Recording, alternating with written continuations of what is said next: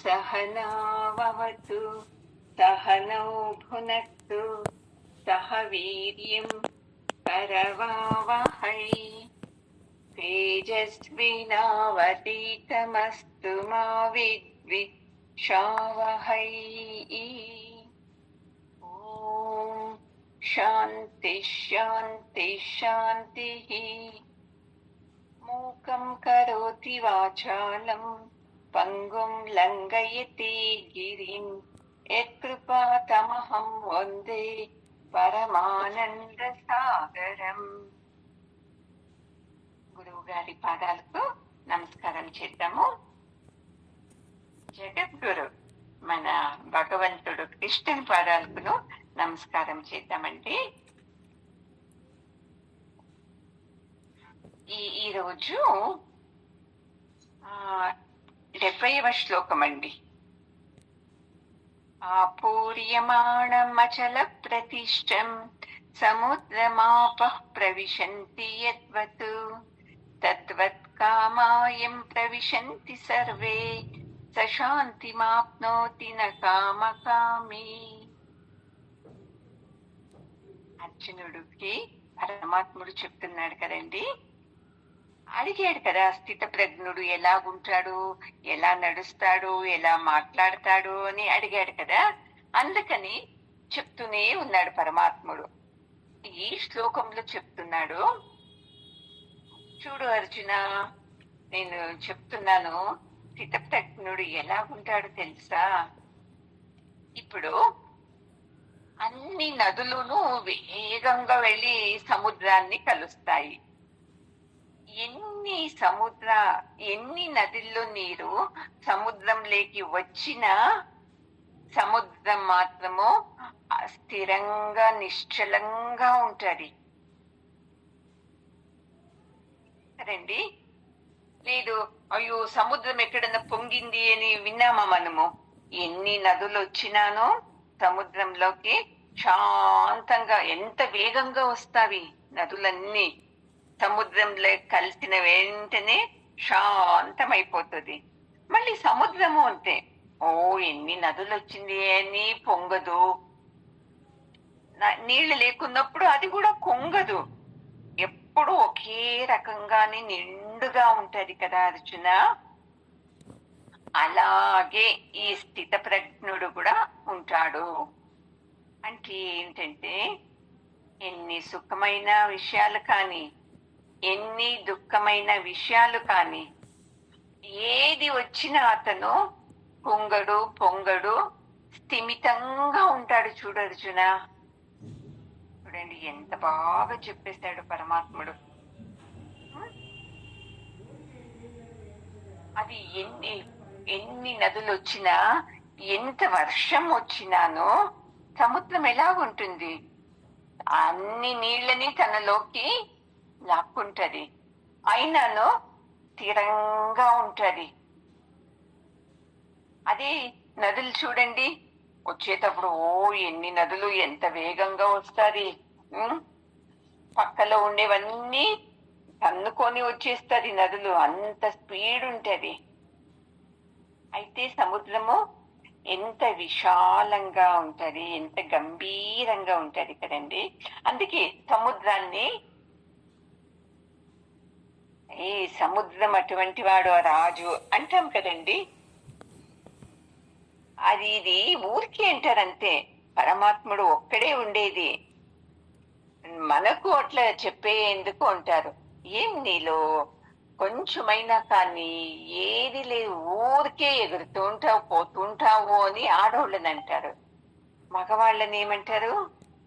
చూడండి ఇతను ఎంత స్థిరంగా ఉంటాడో తెలుసా, ఏమొచ్చినాను కొంచెం కూడా చూపించుకోడు, అంత స్థిరమైన మనస్సులో ఉంటాడు అని వింటాం కదండి మనము.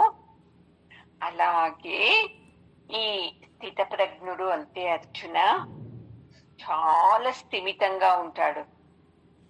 మనం ఎలా ఉంటామో, స్థిమితం అనే మాట విన్నాము కానీ అది మనకు అనుభవమే లేదు. ఎందుకంటే ప్రతి క్షణము మనకు టెన్షన్ కోపం ఉంటది. మనం ఎందుకు అప్పుడు స్థిరంగా ఉంటుందా మన మనసు?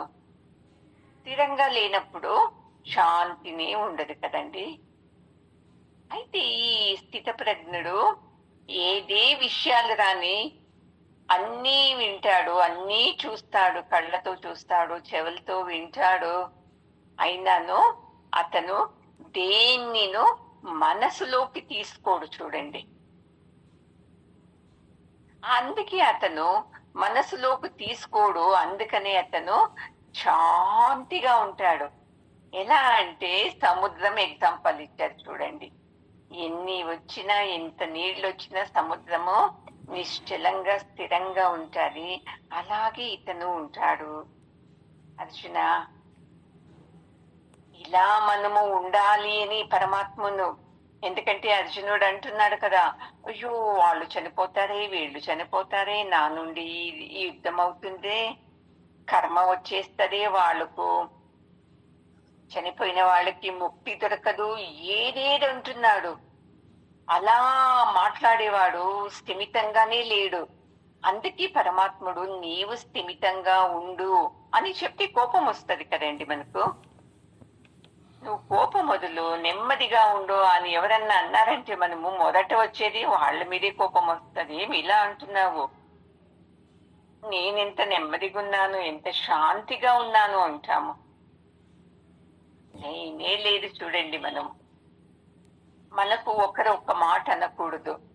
మనం అనొచ్చు వేరే వాళ్ళని. బాగా వేరే వాళ్ళు మనల్ని అన్నారనుకోండి, వెంటనే మన మనసు ఏమైపోతుంది, చాలా స్థిమితం కోల్పోతుంది. నన్నిలాగన్నారా అని అహంకారం వచ్చేస్తుంది. ఏది అహంకారం? నేను నేను అనేది, నన్ను అన్నారే అనేది, నేను చేశాను అనే ఈ అహంకారానికి దెబ్బ తగులుతుంది. ఎవరన్నా ఏదన్నా అంటే తప్పుని చూపించకూడదు వాళ్లకు. తప్పు చూపించారనుకోండి, వాళ్ళు వికృతంగా అయిపోయేసి ఎన్ని మాటలు అనాలో అనేస్తారు చూడండి. ఇంట్లో అంతే కదా, పిల్లలకు మనము ఎంత సమాధానంగా చెప్పినా వాళ్ళు వింటారా అండి? వాళ్ళకు మనసుకు తోచిందే మాట్లాడతారు. ఇంకా మనం వింటామా? అమ్మో, మనం అసలే వినమా, నన్నిలాగన్నారే, ఎవరు అనలేదే అని ఇలా అని మనం అందరూ ఏమైపోతున్నాము, స్థిమితం కోల్పోయి జీవిస్తూ ఉన్నాం చూడండి. స్థిమితము, శాంతి, ఈ ఆభరణాల్ని ధరించాలి మనము కదండి. మనకు ఆ వెండి ఆభరణాలు, ఈ బంగారు ఆభరణాలు మీద చాలా మక్కువ మనకు. ఇలా శాంతిగా ఉందాము, నెమ్మదిగా మాట్లాడతాము, ఆనందంగా ఉంటాము, మనకు ఏది ఉందో అందులోనే సంతోషంగా ఉంటాము. ఇవన్నీ ఉందా అండి మనకు? ఎవరన్నా అయ్యో పొగిడితే, నీవెంత బాగా వంట చేస్తావు, మీ ఇల్లు ఎంత బాగుంది ఏంటి, చాలా ఖుషి అయిపోతుంది. ఏంది ఇలా చేసావు వంట, ఈ రోజు బాగలేదు, ఏంది మీ ఇల్లు ఇలాగుంది, వాస్తే సర్లేదు అనుకోండి, ఎప్పుడు కోపం వచ్చేస్తుందో, మనసంతా దుఃఖం అయిపోతుంది. ఇలా మనము ఏం చేస్తున్నాము, రాగద్వేషాలకి లోబడి ఉన్నామండి. ఒక మాట, మంచి మాట అంటే రాగము, ప్రేమ వచ్చేస్తుంది. బుద్ధి చెప్పారనుకోండి ఒక మాట, ద్వేషం వచ్చేస్తుంది. ఈ రాగద్వేషాలన్నీ మనము మూటగట్టుకున్నాము. అందుకే మనకు ఆనందం లేదు చూడండి. ఉందా మనకు? చూడండి, పొద్దుటి నుండి మనము ఇంతవరకు ఎన్ని తూర్లు బేజారుగా ఉన్నాము. ఏం పై ఇది జీవితము, అన్నీ నేనే చేయాలా, ఇంట్లో వాళ్ళు చేయొచ్చు కదా, ఎన్ని వచ్చింది కదా మనసులో మనకు. అయితే ఆ స్థిత ప్రజ్ఞుడు అలా ఉండడు అర్జున. చూడు, నీవు ఇలా లేవు, అందుకే ఇలా యోచిస్తున్నావు, నీవు ఉండేది తప్పు అని అంటే ఇంకా కోపం వచ్చేస్తుంది, ఇది తెలుసు. అందుకే అండి మనము అంటే ఇంట్లో బుద్ధి చెప్పాలి అంటే గట్టిగా నీవు ఇలా చేస్తావు, నీ నుండి ఇలా అయింది, నువ్వు అప్పుడు చేస్తావు, మళ్ళీ ఇప్పుడు ఇలా చేస్తావు అనుకోకూడదు. నైస్ గా వాళ్ళు తప్పులను చూపించాలి. చూడండి, మనం ఏం చేస్తాము, తప్పులు చూపించము, వాళ్ళని సరిదిద్దము. అయ్యో వీళ్ళు కరెక్ట్ ఉన్నారు, నా కొడుకు మంచివాడు, నా కూతురు మంచిది, నా మరిది బిడ్డలే సరిలేదు, మా ఆడబిడ్డలే సరిలేదు, ఇలా ఉంటాం మనము. ఇది తప్పు అని చెప్తున్నారు చూడండి. అందుకే ఈ రోజు నుండి ఈ భగవద్గీత వింటున్నాను కదా, రోజులో ఎన్ని తూర్లు నాకు కోపం వస్తుంది, ఎన్ని తూర్లు నాకు వేరే వాళ్ళ మీద ద్వేషం కలుగుతుంది అని పడుకుంటారు చూడండి. పడుకున్నప్పుడు ఇదిని ప్రాక్టీస్ చేయండి. ఓ వాళ్ళ మీద నేను కోప్పడ్డాను, మా ఆయన మీద కోప్పడ్డాను, ఇంట్లో పిల్లల మీద కోప్పడ్డాను అని అదంతా జ్ఞాపకం చేసుకోండి. పేపర్లో రాసుకోండి తీరిగ్గా ఉంటే. 10 తూర్లు కోపం వచ్చింది రోజు అని. సరే, ఈ 10 తూర్లు కోపం వచ్చింది కదా, ఇది సరేనా, నేను కోపం చేసుకునేది కరెక్టా అని యోచించేయండి. అప్పుడు మనకి సిగ్గవుతుందండి. పాపము అన్యాయంగా కోపంగా మాట్లాడేశాను కదా. టెన్షన్, ఈ టెన్షన్ నుండిని చూడండి కోపం కోపం కోపం వచ్చేది అని. టెన్షన్, అది చేయాలి ఇది చేయాలి, లేటుగా లేస్తాము, మళ్ళీ ఆ పనులు కావాలంటే ఇంకా టెన్షన్తో సస్తున్నాను రా బాబు, ఎంత డిస్టర్బ్ చేస్తావు నువ్వు, ఊపిరాడేకు నాకు తీరికలేదు అనేస్తాం ఒక తూరి. ఇవన్నీ చేస్తూ ఉంటే మన మనసు ఎప్పుడూను ప్రశాంతంగా ఉండదు చూడండి. అందుకే ప్రశాంతంగా ఉండాలి అంటే మొదటిది, అది కావాలి ఇది కావాలి, అలా ఉండాలి ఇలా ఉండాలి, వాళ్ళింట్లో ఉన్నట్లు ఉండాలి, వీళ్ళింట్లో ఉన్నట్లు ఉండాలి, ఈ కోరికల్ని తగ్గించుకోవాలి. ఇవే కదా మనకి ఇప్పుడు ఉండేది. వాళ్ళు బాగున్నారు నేను సర్లేను, వాళ్ళు బాగున్నారు నేను సర్లేను, మా ఆయన సర్లేడు, వాళ్ళ అమ్మ చెల్లెల భర్త ఎంత బాగా సంపాదిస్తాడు, మా అక్క భర్త ఎంత బాగా సంపాదిస్తాడు, ఇలానే మనలో కామాలు వెల్లుబుకుతూ ఉంది. అయితే దాన్ని కంట్రోల్ మాత్రం చేస్తా లేదు మనము. లేదు, నేను యోచించేదే కరెక్ట్ అని అనుకునేస్తాం. ఒక వారం రోజులు మీరు ఇలా ప్రాక్టీస్ చేయండి. అబ్బా, మీకన్నా దిగవ వాళ్ళని చూడాలి మీరు. వాళ్ళని చూసినప్పుడు అప్పుడు మీకు అనిపిస్తుంది, ఎంత ప్రశాంతంగా ఎంత బాగున్నాము మేము, మాకేమీ తప్ప లేదే, ఎందుకు అనవసరంగా నేను ఇలా కోపగించుకుంటూ ఇలా మాట్లాడుతున్నాను అనిపిస్తుంది. ఇప్పుడు మనం ఏం చేస్తున్నామంటే మనకన్నా దిగువ వాళ్ళని చూస్తా లేదు, మనకన్నా హై లెవెల్లో ఉండే వాళ్ళని చూస్తున్నాము. అందుకే భర్త అంటే కోపము, పిల్లలంటే కోపము, ఇళ్ళంటే కోపము, ఇలా వచ్చేస్తుంది. ఎప్పుడైతే మనలోని ఈ ఆశలు, అది కావాలి ఇది కావాలి అనేది కొద్దిగా తగ్గించుకొని రండి, అప్పుడు చూడండి ఏదుందో అందులోనే సంతోషంగా ఉంటారు. ఇంట్లో కోప్పడి గలాట చేసి ఏదో కొనుక్కుంటారు, మళ్ళీ దాన్ని అప్పు తీర్పియాలంటే ఈ కొనుక్కున్న ఆనందం అంతా వెళ్ళిపోతుంది. అది బాగా యోచించాలి మనము. అప్పుడైతే మన మనసులో ఈ కామ క్రోధాలు అనేది తగ్గుతుంది. ఎప్పుడైతే అది కావాలి అని ఉంటుందో అది దొరుకున్నప్పుడు ఏమైతుంది, ద్వేషం వచ్చేస్తుంది, మనసు స్థిమితంగా ఉండదు. కామం వచ్చినప్పుడు స్థిమితంగా ఉండదు, అది తీరాలి అని. ద్వేషం వచ్చినప్పుడును మనసు స్థిమితంగా ఉండదు మనకు. ఇవి రెండు గెలవాలి అంటే ఎవ్వరూ రారు మనకు, మనమే నిలబడుకోవాలి. నేను ఎలా ఉండాలి, ఎలా జీవనం చేయాలి అని. అప్పుడే మనం ఆనందంగా ఉండేది సాధ్యమవుతుంది అని పరమాత్ముడు చెప్తున్నాడండి. ఇప్పుడు 71వ శ్లోకం అండి. విహాయ కామాన్ యస్ సర్వాన్ పుమాంశ్చరతి నిస్పృహః నిర్మమో నిరహంకారః స శాంతిమధిగచ్చతి. చూడు అర్జున, ఎవరైతే తనలోని అది కావాలి ఇది కావాలి ఇవన్నీ వదిలేసేసి, అమ్మో ఇది నాది, నేను చేస్తేనే అవుతుంది, నా నుండి అవుతుంది, ఇది నాకే చెందాలి అని గట్టిగా పట్టుకున్నాం చూడండి, ఇవి రెండు వదిలేసేమంటే వాడు శాంతిగా ఉంటాడు. చూడు అర్జున, అవుతుందా అండి ఇది?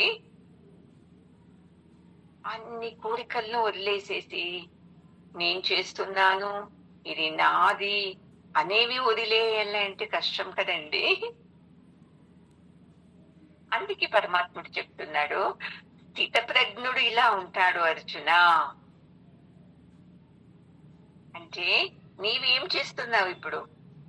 దుఃఖంతో ఉన్నాడు కదా, నా నుండి యుద్ధం అవుతుంది, నాకు ఈ రాజ్యం వద్దు, నా నుండి అందరూ చనిపోతారు, నా నుండి నా నుండి నా నుండి అనేది పేరుకొని పోయింది మనలో. అర్జునకు అలాగే కదా. అలాగ ఎప్పుడైతే నా నుండి నా దగ్గర నాది ఇది ఉంటుంది అనుకోండి మనసులో, వాళ్ళు శాంతంగానే ఉండరు. అందుకే అర్జునుడు శాంతంగా లేడు. అతనికి తెలుస్తూనే లేదు, పరమాత్ముడు నా పక్కలో ఉన్నాడు, ఇదంతా పరమాత్మని ఇచ్చతో జరిగేది, నా నుండి కాదు జరిగేది. అతను ఎలా చేస్తే అలా నేను చేసే ఒక యంత్రము ఒక బొమ్మని నేను అని లేనే లేదు అర్జునునికి. అహంకారం, నేను చేస్తున్నాను యుద్ధము, నా నుండి ఇల్లు నడుస్తుంది, నేను ఇంట్లో ఉన్నందుకు ఈ పనులన్నీ అవుతుంది, నేను లేకుంటే అసలు ఉపవాసమే ఉండరు, అసలు ఉపవాసం ఉంటారు వీళ్ళు, నేను ఉండాలప్ప ఇంట్లో, నేను లేకుంటే ఎవరికి క్షణం జరగదు. ఇది చాలా మనలో. అడిగి చూడండి పిల్లల్ని, మీ అమ్మ ఊరికి వెళితే బాగుంటుందా ఇంట్లో ఉంటే బాగుంటుందా అంటే, అమ్మో వెళితే చాలరా బాబు, ఒక వారం నెమ్మదిగా ఉంటాము అంటారు. మీ ఆయన్ని అడగండి, ఫ్రెండ్స్ అడగాలి, మీరు అడిగితే కాదు. అమ్మా ఒక వారం లేదు చూడు నా భార్య, ఎంత నెమ్మదిగా ఉందో ఇల్లు అంటారు. అయితే మనలో ఏముంది? నేను లేకుంటే ఇల్లే నడవదు. పిల్లలు అంతే, మా ఆయన అంతే, నేను లేకుంటే అసలు తినరు, నేను చేసిందంతా అలాగే ఉంటది అంటారు. అలా మనము ఏం చేస్తాము? అటాచ్మెంట్ అయిపోయాను. అటాచ్మెంట్ అయినప్పుడు ఏమవుతుంది అంటే, వాళ్ళు సరిగ్గా మాట్లాడలేకుంటే అప్పుడు కోపం వచ్చేస్తుంది. చూడు నేను ఎంత ప్రేమతో ఉన్నాను, ఎంత ప్రేమతో ఇవన్నీ చేస్తున్నాను, వీళ్ళు అది అస్సలే గుర్తిస్తలేదు వీళ్ళు అనేది కోపం వచ్చేది, మనసు స్థిమితం కోల్పోయేది. ఇదే కదా మనం చేస్తూ ఉండేది. చేస్తున్నామా లేదా? చూడండి, పొద్దున్నే లేస్తే చాలు, ఇది కావాలి అది కావాలి, ఇది ఉంటే బాగుండే నా జీవితము, అది ఉంటే బాగుండే నా జీవితము, ఇది లేదు నాతో, ఏం జన్మ ఇది, ఏం జీవితం ఇది, పరమాత్మ నాకు ఈ జన్మలో చాలా వచ్చే జన్మ ఉంటే నాకు ఇంకా మంచి భర్త దొరకని, మంచి భార్య దొరకని. ఇదే కదండి మనకు గురువు గారు చెప్తారు, 3 అహంకారాలు ఎక్కువ అంట. మమ అనేది అంటే నా ఇల్లు, నా భర్త, నేను, నాది, నా బిడ్డలు, నా స్వంతం ఇది అనేది. మళ్ళీ ఇంకొకటి నా దేశము, నా జాతి, మా ధర్మము అనేది. మళ్ళీ ఇంకొకటి నా బిడ్డలే ముఖ్యము, నా బిడ్డలే ముఖ్యం ముఖ్యం ముఖ్యం అని. మళ్ళీ నా దేహం, అప్పో నేను ఎంత అందంగా ఉన్నాను, నా బుద్ధి ఎంత షార్ప్ ఉండేది, ఎంత ఉంది చూడండి మనలో. నాది, నేను నాది, ఇవి రెండిట్లోనే ఉంది చూడండి మన జీవితం అంతా. నేను చేసేది నా నుండి నా నుండి నా నుండి. తర్వాత ఇది నాది, నా భర్త, నా బిడ్డలు, నా పిల్లలు, నా కుటుంబం. అమ్మో, ఎంత వెనవేసుకుపోయేస్తాం మనము. అందుకే మనకు నెమ్మది లేదు. నాది నేను అనుకున్న దాని మీద ఏదన్నా కొద్దిగా అయితే చాలు మనకు మనసంతా డిస్టర్బ్ అయిపోతుంది. ఒకరు ఆమె కౌన్సిలింగ్ చేశాను. ఎంత శ్రీమంతులు వాళ్ళు, డబ్బుంది, మళ్ళీ ఇంట్లో భర్త బాగా చూస్తాడు, పిల్లలు బాగా చూస్తారు, అంతా బాగుంది, వాళ్ళకి ఏమీ తొందరనే లేదు. అలాంటి ఆమె దుఃఖిస్తూ ఉంది. ఎందుకు ఇలాగున్నావు అంటే అప్పుడు సాక్స్ విప్పి కాళ్ళు చూపిస్తుంది నాకు. ఏమైంది అంటే, చూడండి, కాలు మీద ఒక తెల్ల మచ్చ వచ్చేసింది. నేను ఎంత అందంగా ఉన్నాను, కాలు మీద మచ్చ వచ్చింది. సరే అండి, అదే మచ్చ ఏమన్నా నా చేతి మీద, ముఖం మీద ఇలా వచ్చేసింది అనుకోండి, అప్పుడు నా అందం ఏమవుతుంది చెప్పండి? అందరూ నన్ను చూసి ఇప్పుడు ఎంత అందంగా ఉన్నావు అంటున్నారే, వాళ్ళంతా అసహించుకుంటారు కదా. అందుకే నాకు నైట్ లో నిద్రే రాదు, పగలు నిద్ర రాదు అని కౌన్సిలింగ్ వెళ్తే డాక్టర్ చెప్పారు, మీరు సైకియాట్రిస్ట్ చూపించుకోండి అని. చూడండి సమస్య. డబ్బు ఉంది, అందం ఉంది, ఐశ్వర్యం ఉంది, ఆరోగ్యం ఉంది, ఏదో కాలు మీద తెల్ల మచ్చ వచ్చేసింది. ఇంతగలం రూపాయి ఎంత, సాక్స్ వేసుకోండి సరిపోయింది కదా. లేదు, చూసిన వాళ్ళు ఏమనుకుంటారండి, అది మళ్ళీ పైకి వచ్చేస్తుంది అనుకోండి, చేతి మీద వచ్చేస్తే ఎలాగండి? ఇలా మన స్థితి కోల్పోయింది. చూడండి, మనము దుఃఖించడానికి. ఇంకొక ఆమె కూడా చాలా శ్రీమంతురాలు. తన చెల్లెలు చాలా అందంగా ఉంది, అయితే ఆమె బీద ఇంట్లో ఉంది. ఈమెకు సమాధానం లేదు. ఎందుకు? చెల్లెలు బీద ఇంట్లో ఉంది అని కాదు, చెల్లెల్లాగా నేను అందంగా లేనే, నేను ఎందుకు ఇలా ఉన్నాను అని. చూడండి, సమస్యలు ఒక్కొక్కరికి ఎలాగా వస్తూ ఉంటాయి మనకు. ఇంకొకరు అంతా బాగుండరు, అతను తాగి వస్తాడు, ఒక పొద్దులో ఎప్పుడో వస్తాడు నైట్ లో, ఆమెకు మనశ్శాంతి లేదు. ఇంకొకరికి పిల్లలు సరిగ్గా చదవరు, అంతా బాగుంది, డబ్బు ఉంది, భర్త బాగా చూస్తాడు, పెద్ద ఇల్లు ఉంది, అంతా ఉంది, పిల్లలు చదవరు, ఆమెకు డిస్టర్బ్. ఇలా మనము ఎన్ని సమస్యల్లో ఉన్నాం చెప్పండి? ఒకటా, రెండా, మూడా? కిలోమీటర్లు ఉంది మన సమస్యలు. ఈ సమస్యలు తీరేవా మనం ఎప్పుడు ఆనందంగా ఉంటామండి? కానీ కాదు. మనకి ఎప్పుడు ఆనందం అంటే ఇలాంటి వాటి మీద వ్యామోహం తగ్గిపోవాలి. ఈ నా నుండి ఏమవుతుంది? పరమాత్మని కృపతో నా ఇల్లు బాగా నడుస్తూ ఉంది, పరమాత్మని దయతో నా ఇంట్లో అందరూ బాగున్నారు, ఇలా అనుకుంటామా? నేను బాగా చూసుకుంటాను అందుకే ఇల్లు ఇలా ఉంది, నేను బాగా చూసుకుంటున్నాను అందుకే నా భర్త ఇలా ఉన్నారు. ఇలానే ఉంటుంది అర్జున సంసారం ఎప్పుడును. ఎందుకంటే ఇప్పుడు అర్జునుడు ఎలా కదా, నా నుండి యుద్ధం అవుతుంది, నా నుండి వీళ్ళు చనిపోతారు అని. పరమాత్మని కృప, పరమాత్మని ఆజ్ఞ ఇది యుద్ధం అనేది అని ఇతనికి ఇప్పటి వరకు రాలేదు. చూడండి, పరమాత్ముడు చెప్పాడు ఇవంతా నేను నడిపిస్తూ ఉండేది అని. అయినాను ఆ మాట మనసులోకి వెళ్ళలేదు, చెవులోకి వెళ్ళింది, మనసులోకి వెళ్ళాలి కదండి. అందుకే నా నుండి ఇలా. మనం ఏం చేస్తాము? మా అత్త నుండి ఇలా, మా కోడల నుండి ఇలా, మా పక్కింటి ఆమె నుండి ఇలా, నా ఆడబిడ్డ నుండి ఇలా, నాకు సమస్యలు లేకుంటే నేను బాగా ఉండేదాన్ని అని ఇస్తాం.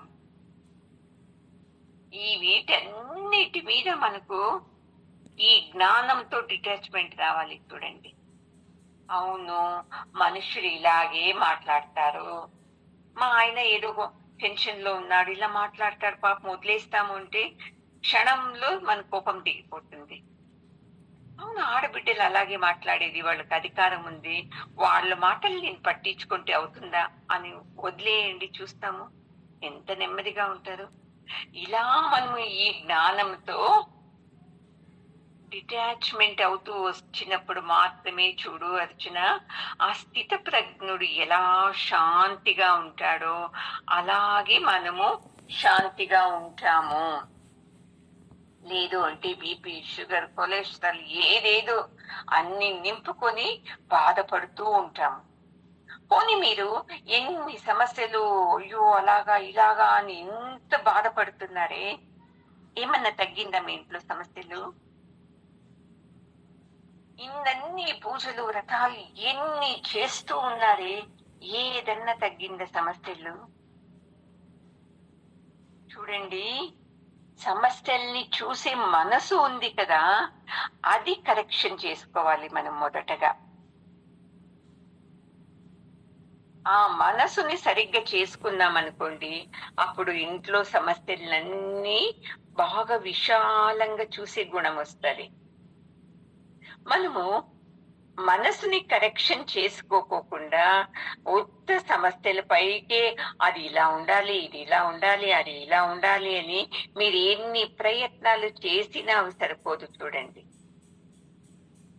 ఆ విషయాలన్నీ చూసే మనసుని మీరు ట్రైనింగ్ చేయండి, బుద్ధి చేతిలో ఇవ్వండి, అది మనకు బాగా ట్రైన్ చేస్తుంది. ఎందుకు ఇలా చిన్న చిన్న విషయాలు కంగారు పడతావు? ఇది అనవసరం కదా, ఏం కొద్దిగా లేటుకు వచ్చారు కాలేజీ నుండి, అందుకింత కోపం చేసుకోవాలా, దాంట్లో ఎందుకింత కోపము అని బుద్ధి చెప్పింది అనుకోండి, చక్కని మనం సైలెంట్ గా అవుతాం. మనం ఏం చేస్తున్నామంటే మన మనసుని బుద్ధి చేతికి ఇవ్వడం లేదు, అందుకే సమస్యలు మనకు. మనసు చెప్పినట్టే వింటున్నాం మనము, అందుకే ఈ సమస్యల్లో నా నుండి అయితా ఉండేది అని పట్టుకొని వేలాడుతూ అర్జునునిలాగా మనమును దుఃఖిస్తూ ఉన్నామండి. అందుకే పరమాత్ముడు ఎంత బాగా చెప్తాడు చూడండి. ఇప్పుడు 72వ శ్లోకం, ఈశా బ్రహ్మే స్థితి పార్థ నైనాం ప్రాప్య విముహ్యతి స్థిత్వా స్యామంత కాలేపి బ్రహ్మ నిర్వాణమృచ్యతి. ఓం తత్సత్ ఇతి శ్రీమద్భగవద్గీతాసు ఉపనిషత్సు బ్రహ్మ విద్యాయాం యోగశాస్త్రే శ్రీకృష్ణార్జున సంవాదే సాంఖ్యయోగో నామ ద్వితీయోధ్యాయః. ఒక నిమిషం అండి. చూడు పార్థ, ఇది బ్రాహ్మీ స్థితి అంటారు కదండి. పొద్దులేస్తే మనసు ప్రశాంతంగా ఉంటది, అప్పుడు ధ్యానం చేయొచ్చు, అప్పుడు మనము ఈ సాధనలు చేస్తే మంచిది అని. అలాగే పరమాత్ముడు చెప్తున్నాడు, ఇది బ్రహ్మ జ్ఞానం లక్షణము. ఏది స్థిత ప్రజ్ఞుడిగా ఉండేది, ఏది దుఃఖం వచ్చినా సుఖం వచ్చినా పొంగకుండా ఉంటారు చూడండి, ఇది బ్రహ్మ జ్ఞానం లక్షణం అర్జున. ఇది ముఖ్యంగా నాది నేను నేను నాది నాది అనేది మనము వదిలేసినప్పుడే ఈ జ్ఞానం మనకు వచ్చేది. లేదు అంటే కానే కాదు. చూడండి, అందుకే ఇక్కడ ఎంత బాగా చెప్తున్నాడు పరమాత్ముడు. ఈ పార్త ఒక్కో శ్లోకంలో ఒక్కొక్క పేరు చూడండి, ముద్దుగా తిట్టినట్టు ఉంటది, వాన్ని ముద్దు చేసినట్టు ఉంటది. కృతే అంటే నీ తల్లి, కృతే కుంతీదేవి. నీ కుంతీదేవి ఎలాంటి తెలుసా? మీ తల్లి స్థిరమైన బుద్ధి ఉన్నటువంటిది. అలాంటి తల్లి కడుపులో నీవు ఇలాంటి స్థితిలో మాట్లాడుతున్నావు కదా. నీ తల్లి ఎంత స్థిరమైన బుద్ధితో ఎప్పుడూ జ్ఞానంగా మాట్లాడుతుంది. నీవు చూస్తే ఇలాగ నీవు మాట్లాడుతున్నావే. ఇలా మాట్లాడకు అర్జున. నీవు అంతే నీ తల్లిలాగా ఆ స్థిరమైన బుద్ధిని నీవు కూడా పొందు. అప్పుడు నీకెలా ఉంటుంది తెలుసా? ఈ స్థిరమైన బుద్ధి ఎవరు పొందింటారో వాళ్ళకి అతి మోహం ఉండదు. అయ్యో నాకే కావాలి, నాదిది నాదిది అని. అతను ఎంత నెమ్మదిగా ఉంటాడు. అవును, ఈ ప్రారంధం నుండి నాకు ఈ దేహం వచ్చింది, ఈ దేహం ఉండే వరకు ఈ సంసారం ఉంటది, సంసారం నేను చేయాల్సిందే, ఇది నేనే కోరుకొని వచ్చాను కదా. ఇలాంటి భర్త, ఇలాంటి భార్య, ఇలాంటి ఇల్లు కావాలి, ఇలాంటి దేహం కావాలి, ఇలాంటి రూపం కావాలి, ఇలాంటి జాతి, ఇలాంటి తల్లి తండ్రి, ఇవన్నీ నీవే కోరుకొచ్చావు కదా. కోరుకొచ్చిన దాంట్లో ఇప్పుడు ఎలా ఉండాలి మనము? ఓ ఇవన్నీ ఆర్డర్ ఇచ్చేసాను, నేనే ఇచ్చి తీసుకున్నాను. ఇప్పుడు వీటి మీద నేను ఇలా ఉండకూడదు అనుకోకుండా ఉంటాం చూడండి. ఇది ఎంత మనశ్శాంతి కలిగిస్తుంది తెలుసా?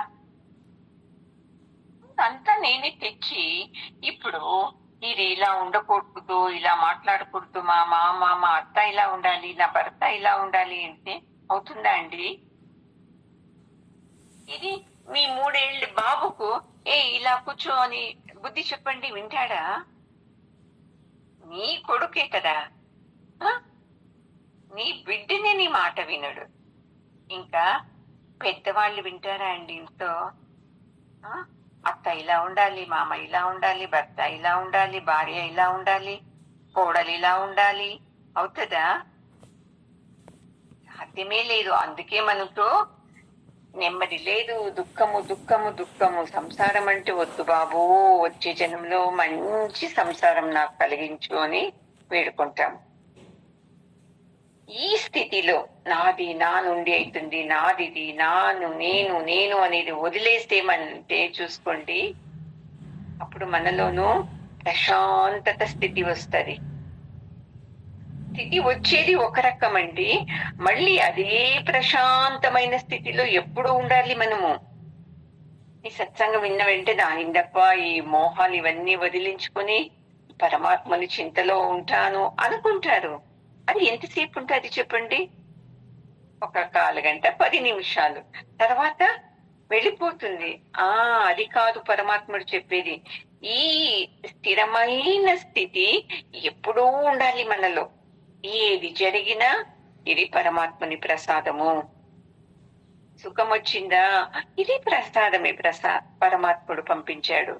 దుఃఖం వచ్చిందా, ఇది కూడా ప్రసాదమే, పరమాత్మ నుండి నాకు వచ్చింది అని రెండింటిని ఎవరు స్థిరంగా స్వీకరిస్తాడో వాడే ఎప్పుడూ ఆనందంగా ఉండేకి సాధ్యం. చూడండి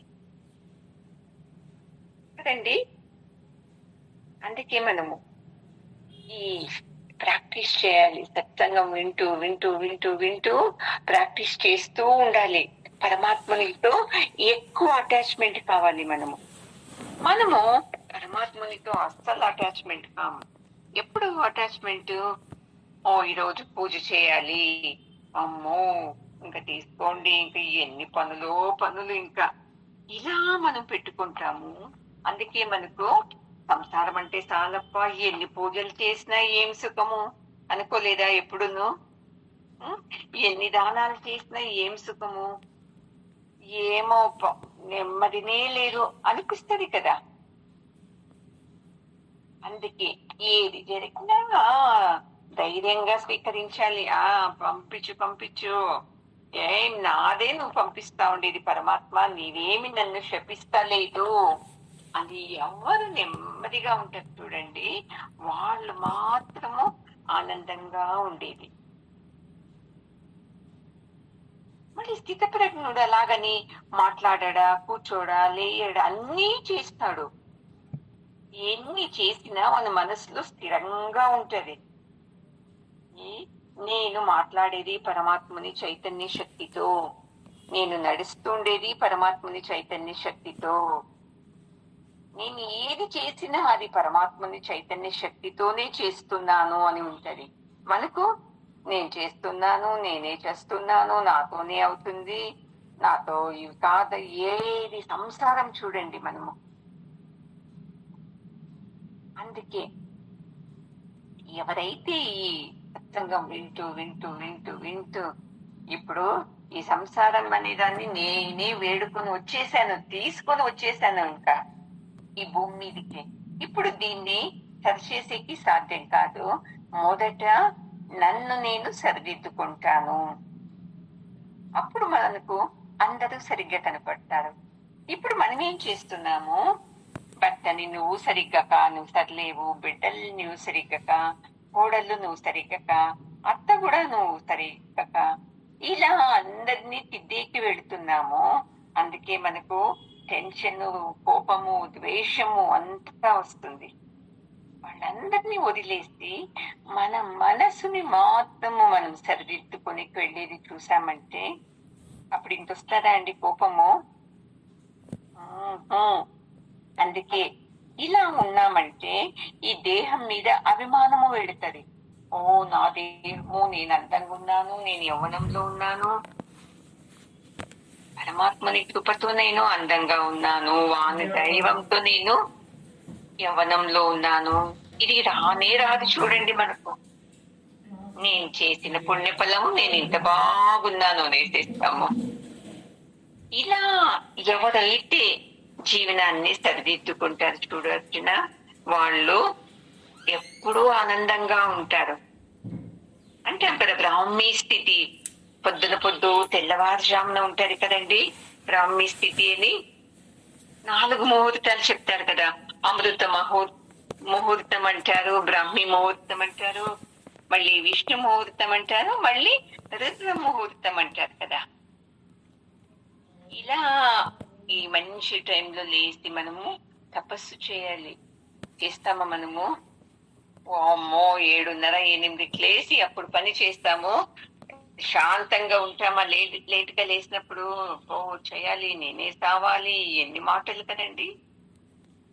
అందుకే ఆ స్థిత ప్రజ్ఞుడు ఇలా బ్రాహ్మీ స్థితిలో ఎంత ప్రశాంతంగా ఉండొచ్చో అలా ఉంటాడు అర్జున. అందుకే నీవు కూడా అంతే, ఈ స్థితిని సంపాదించుకో. ఇప్పుడు స్థిమితంగా ఉండేవాళ్ళు మన మరణ కాలంలోనే ఎలా ఉంటాము అలాగే స్థిమితంగానే ఉంటాము. లేదు అంటే అమ్మో అప్పుడు కూడా వయసు అయిన కాలం, ఇప్పుడేం మనకు వయసు అయిన లేదా అండి? అయింది. ఇప్పటికే మనము పరమాత్మని వైపు ఎంత మనసు పెట్టాలి. ఎక్కడ పెడుతున్నాము? ఎందుకు పెడుతున్నాము? చూడు, నేను ఈ పూజ చేస్తున్నాను, ఈ వ్రతం చేస్తున్నాను, ఈ దానం చేస్తున్నాను, నా కోరికలు తీర్చు, ఇలా మనసు పెడుతున్నాం. కానీ పరమాత్మ నేను మనిషి జన్మ ఎత్తింది ఎందుకు తెలుసా?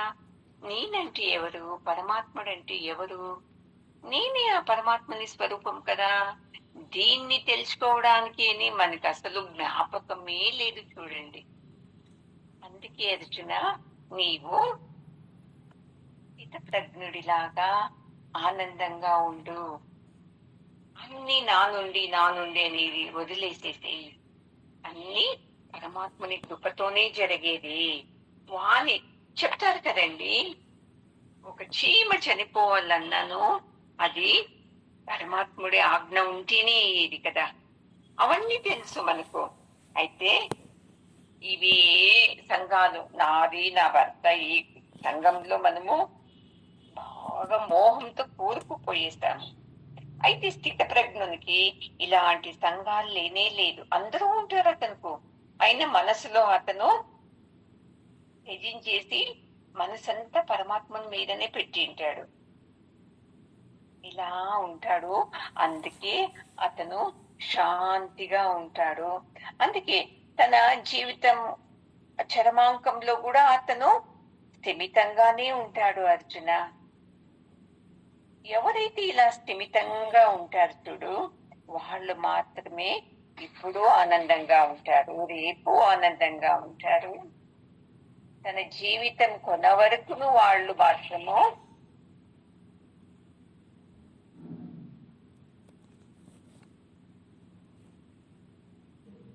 అవుతుంది అని చెప్తున్నారండి. ఇవన్నీ విన్న తర్వాత తెలుసుకోవాలి, నేను ఎన్ని పర్సెంట్ నేను పరమాత్మను వైపు ఉన్నానో, ఎన్ని పర్సెంట్ నేను నేను నా నుండి అవుతుంది అని దాంట్లో ఉన్నాను అని తెలుసుకుంటే మనకి అర్థమైపోతుందండి. సంసారంలో ఉంటూనే భార్య ఉండాలి, భర్త, పిల్లలు, కుటుంబం అన్నీ ఉండాలి. అందరి జతలో ఉంటూనే మనము ఎలా వ్యామోహం తగ్గించి మనము స్థిత ప్రజ్ఞుడిలాగా ఉండొచ్చు అనేది చెప్తున్నాడండి పరమాత్ముడు. ఓం పూర్ణమద పూర్ణమిదం పూర్ణాత్ పూర్ణముదచ్యతే పూర్ణస్య పూర్ణమాదాయ పూర్ణమేవావశిష్యతే. ఓం శాంతి శాంతి శాంతి. హరి ఓం. శ్రీ గురుభ్యో నమః. హరి ఓం. గురువు గారి పాదాలకు, జగద్గురు కృష్ణుని పాదాలకు నమస్కారం చేద్దామండి.